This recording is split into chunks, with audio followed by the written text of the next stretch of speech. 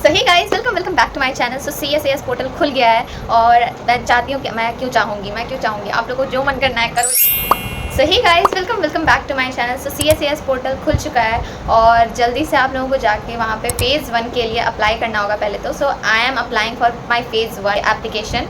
तो आज मैंने अपने फ्रेंड को ही बुलाया है क्योंकि मेरा हमेशा वही अप्लाई कर देता है और एक मेरा भाई है, या तो वो अप्लाई कर देता है क्योंकि मुझे नहीं आता है इसमें उतने अच्छे से वर्क करना और मुझे ऐसा लगता है कहीं कुछ गड़बड़ ना हो जाए और फिर गड़बड़ हो जाएगा तो और प्रॉब्लम हो जाएगा, तो मैं हमेशा इन्हीं लोग से करवाती हूँ हमेशा। सो अब ये छुट्टी में यहाँ आया हुआ है अपने होम टाउन में।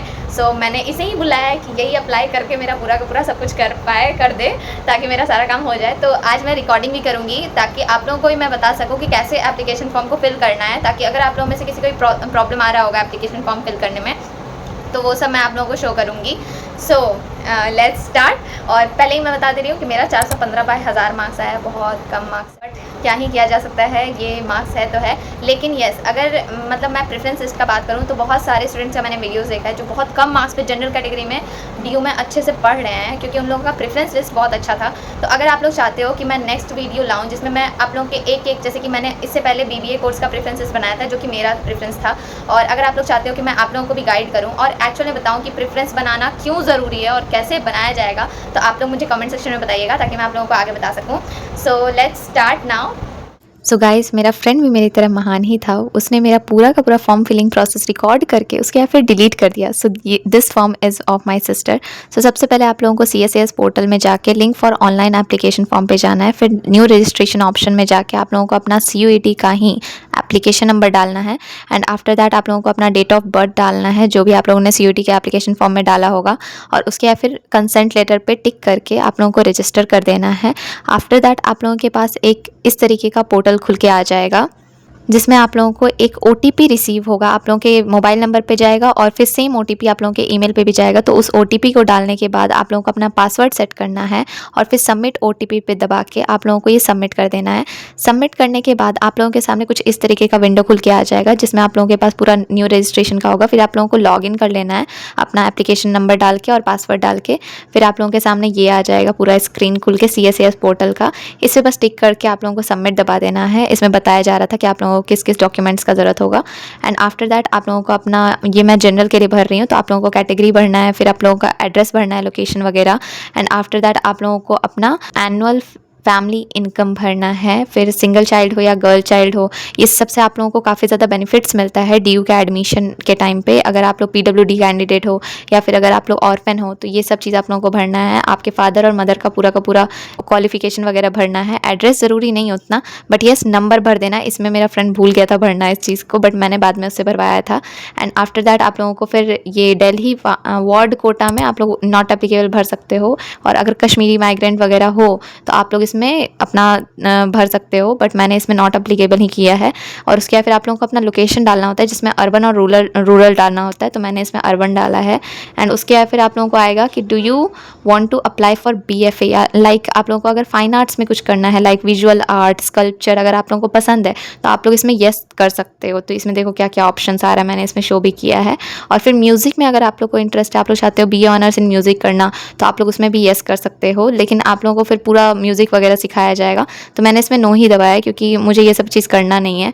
और उसके बाद फिर एड्रेस लाइन 1 में जो है आपका पूरा एड्रेस लाइन 1 में ही आना चाहिए। अगर लाइन 1 में नहीं आया, आपका मतलब स्पेस ज़्यादा है एड्रेस का, तो आप लोग लाइन 2 में फिर जा सकते हो, बट लाइन 1 में ही हटाने का कोशिश करना। फिर कंट्री वगैरह आप लोगों को डालने के बाद परमानेंट एड्रेस पे सेम टिक कर देना अगर आप लोगों का सेम है तो। अगर नहीं है सेम तो आप लोग फिर उसको चेंज कर सकते हो। परमानेंट एड्रेस पे परमानेंट एड्रेस ही डालना। कंट्री में, स्टेट में, सिटी में सेम वही एड्रेस डालना जो भी आपके आधार कार्ड पे है।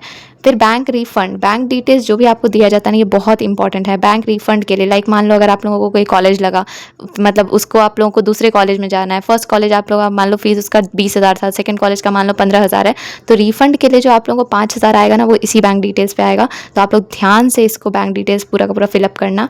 और फिर आप लोग इस सब चीज़ के बाद जाओगे तो आपको 10th का अपना परसेंटेज डालना होगा, जो 2 डेसिमल प्लेसेस तक आप लोगों को डालना होगा तो वो डालना। और यहाँ पे देखो ये मेरा जो फ्रेंड है वो इसका 12th का भी रिजल्ट 10th के अकॉर्डिंग डाल रहा है, इसमें देखना। बाद में इसे फिर अकल आ गई थी तो फिर इसने उसको ठीक किया, फिर इसने उसे 2025 बनाया। और इसमें जो भी सब्जेक्ट्स डालना अपने 12th के मार्कशीट के अकॉर्डिंग ही डालना। पहला सब्जेक्ट हमेशा लैंग्वेज ही होगा, और जिस रो में लिखा है लाइक फिजिक्स पहले है लैंग्वेज के बाद फिर केमिस्ट्री है, जैसे लिखा है वैसे ही डालना। थ्योरी का मार्क्स जितना होता है गूगल कर लेना उतना ही डालना। लाइक इंग्लिश और मैथ्स 80 मार्क्स का होता है, physics chemistry bio physical education वगैरह 70 मार्क्स के होते हैं, पेंटिंग 30 मार्क्स का होता है, तो उतना ही डालना, कुछ भी गड़बड़ मत करना वरना बहुत दिक्कत हो जाएगी। जितना थ्योरी में ऑब्टेन मार्क्स आया है उतना ही डालना। प्रैक्टिकल मार्क्स टोटल कितना था वही डालना, फिर उसमें कितना मार्क्स आया यही डालना, फिर वो अपने आप अपना परसेंटेज ले लेता है। एंड आफ्टर दैट आप लोगों को स्कूल का नाम वगैरह डालना था, फिर टाइप ऑफ स्कूल में आपका CBSE है कि क्या है ये सब डालना था। ये सब करने के बाद आपका कुछ इस तरीके का पोर्टल खुल जाएगा, सबमिट पे फिर दबाना है। और ये बहुत इंपॉर्टेंट सेक्शन है, स्पोर्ट्स कोटा या फिर ECA। तो अगर आप लोगों को स्पोर्ट्स में कोई भी आप लोग रिकॉग्निशन आप लोगों के पास है या फिर कोई भी आप लोगों के पास सर्टिफिकेट है तो आप लोगों को स्पोर्ट्स कोटा में भी एडमिशन हो सकता है, तो ये बहुत इंपॉर्टेंट है।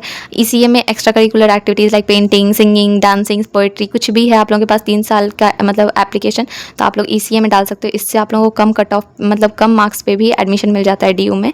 एंड उसके बाद फिर आप लोगों को अपलोड्स पे आ जाएगा जिसमें आप लोगों को फोटोज़ वगैरह डालना होगा। 2 सेक्शन में आपको 10th का ही फोटो डालना है एंड तीसरे वाले में 12th का आप लोगों को मार्कशीट का फोटो डालना है, जो कि 100 KB से 50 KB के ही बीच होना चाहिए। सो मैंने इसे अपलोड कर दिया था एंड अपलोड होने के बाद ये कुछ इस तरीके से दिखेगा। फिर नेक्स्ट पे जाइएगा तो आपका पूरा इन्फॉर्मेशन इसमें शो करेगा, जिसे आप बाद में मॉडिफाई भी कर सकते हो। मॉडिफाई दिस सेक्शन साइड में करके आएगा तो आप उसे एडिट कर सकते हो।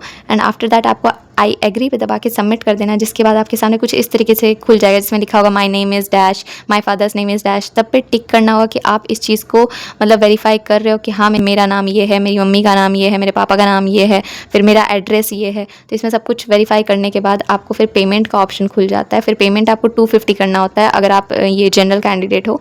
तो यहाँ पर मैंने QR कोड पे ला के प्रोसीड नाउ पे दबाया था, फिर ये पेमेंट कर दिया था मैंने। और पेमेंट जब तक आपका ना हो जाए ये स्क्रीन बंद नहीं होना चाहिए। आप दूसरे फ़ोन से पेमेंट करोगे किसी से भी, ये स्क्रीन बंद मत करना वरना सब कुछ ख़राब हो जाएगा।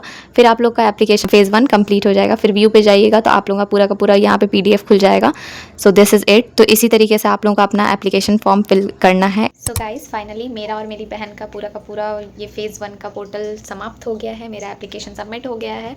और अगर आप लोगों को भी कोई भी हेल्प चाहिए तो आप लोग मुझे कमेंट सेक्शन में बता सकते हो। और कोई हड़बड़ नहीं है यार, आराम से फिल करो ये पूरा एप्लीकेशन और एक एक चीज़ एक एक डिटेल चेक करके फिलअप करो। तुम लोगों का ये बहुत इंपॉर्टेंट चीज़ है कि गलती मत करना। 10th का जैसा मार्कशीट पे तुम लोग का नेम लिखा है, तुम लोग के फादर का नेम लिखा है, 12th के मार्कशीट पे जैसा तुम लोग का मदर का नेम लिखा है, जिस रो में जिस सीरीज़ में तुम लोग का सब्जेक्ट लिखा है वही एग्जैक्ट डालो उस पर, ठीक है। Father name mother's name change नहीं करना है, इस चीज़ पे तुरंत रिजेक्ट हो जाता है एप्लीकेशन।